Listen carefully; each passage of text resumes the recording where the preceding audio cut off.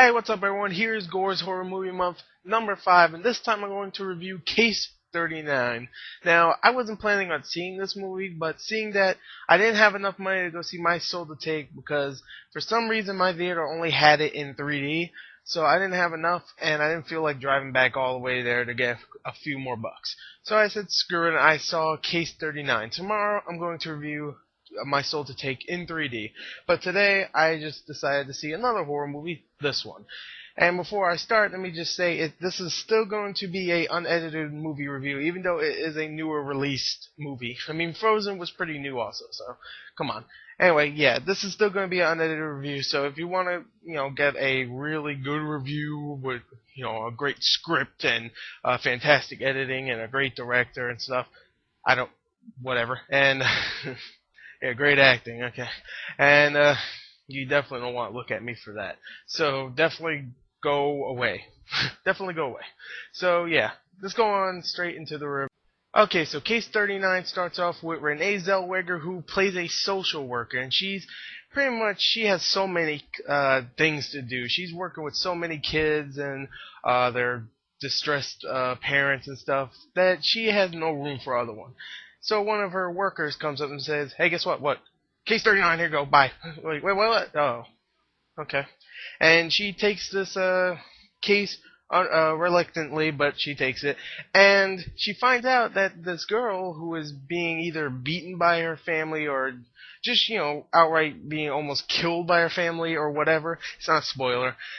She decides, you know what, I'm going to take my, I'm going to do whatever it takes to get this child away from her family. And she does. And then she starts loving the kid, and now she wants to adopt her. It happens, and I don't really want to spoil what this movie's really about, because you might have read about it. The poster pretty much lies straight to your face. But, yeah, I don't want to tell you what it's about, but some stuff happens after that, some weird stuff with the kid. Well, I won't tell you what it is. It's not a big twist at all. I kind of saw it coming. It's not like Devil, where you find out something, I don't want to spoil that either, but, yeah. It's not fantastic at all. But, alright, whatever. Let me talk about what I actually thought about the movie. Okay, now the movie itself is okay. I'll just say it right here. I mean, I say that a lot, but I'll just say it right here. This movie is okay. It's subpar. It's not great. It's not as bad as most critics are making it out to be, but it's not fantastic. Now let me talk about some of the good stuff. The acting is actually pretty good. Renee Zellweger has some, emotional moments, and she's a pretty good actress, and she's not bad looking at all. I mean, I don't know why everybody's like, oh, she's definitely aging and stuff. I'm like, she's not bad. Come on. There was a scene where she was in the rain. I'm like, she got a great body, damn. And yeah, I think she's a nice looking actress and a good actress too. Bradley Cooper, who is this is way before this was made before Hangover fame, so he was good in it. He wasn't in it that much because he's not a big star back then when this was made. But, he wasn't bad. Let me just say that. He wasn't bad. Ian McShane, he always does great. And in this one, he's great. He plays a kind of different role. Ian McShane's usually the kind of guy where he's like, sure, I'll help you, but I'll be badass while doing it. This one, he's being more reluctant to the girl who is his friend. And sometimes he's like, oh, I don't want to help you. You're crazy. Yeah, go freaking seek a fucking doctor, you bitch. And he does that in this movie a lot.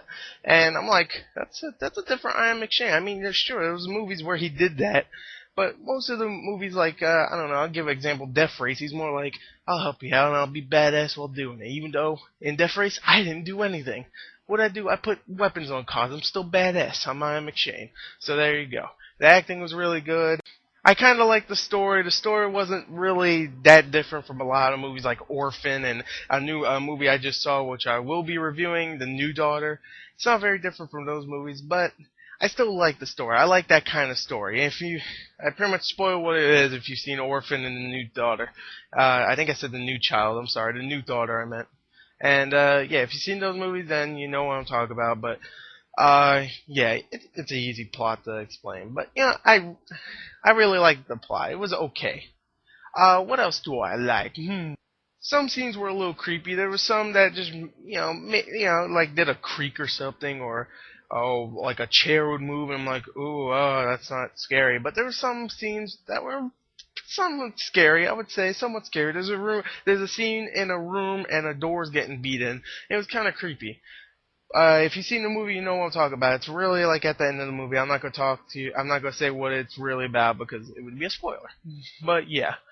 And yeah, that's really all I really like. Some creepy scenes, story, and acting. Now let me talk about what I disliked. I disliked some of the acting.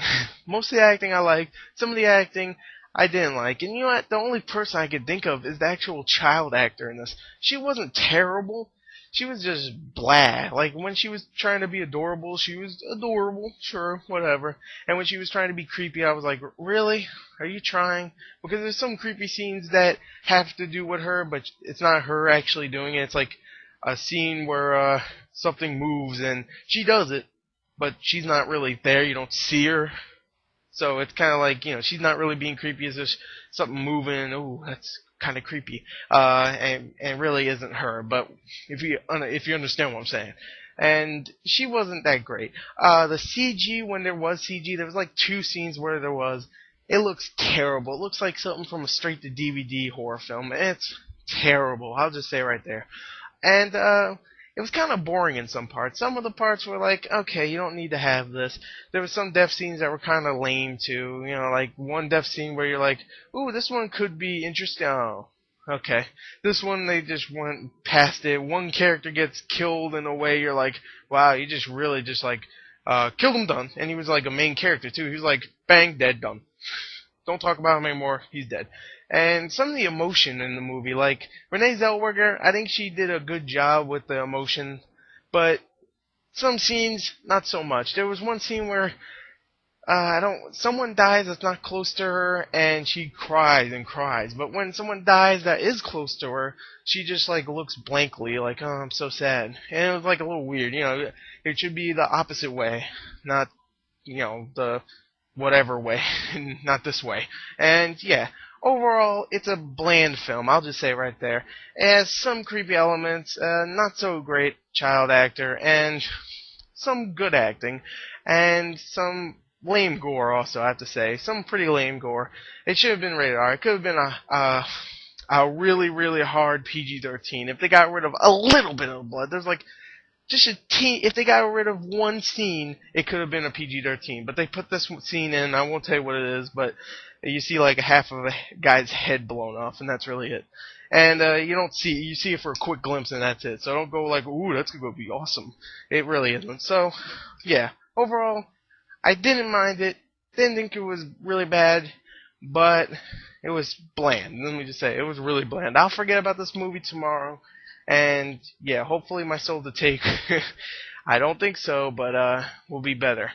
So yeah, I'll probably wish I saw this again instead of my Soul to Take, because I'm not hearing so many good things about it. Wes Craven, please surprise me.